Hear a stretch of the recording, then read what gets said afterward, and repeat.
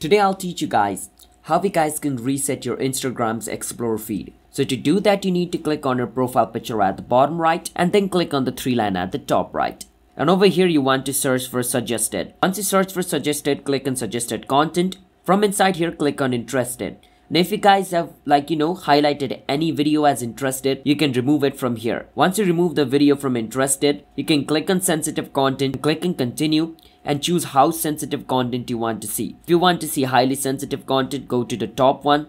For less, click on less. After you choose your priorities, go back, and once you go back, click on the explore feed, which means the search icon at the bottom, and you can see the content.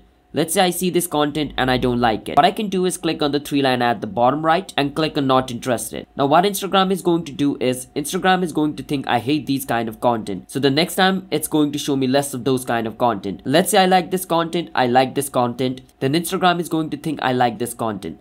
So if I keep doing this more and more, Instagram will know what kind of content I like and what kind of content I don't, and slowly it'll start to reset my Instagram Explore feed. So that is how you guys can reset your Instagram Explore feed. If you guys found our video helpful, hit the subscribe to our channel, How to Guide. I'll see you guys next time.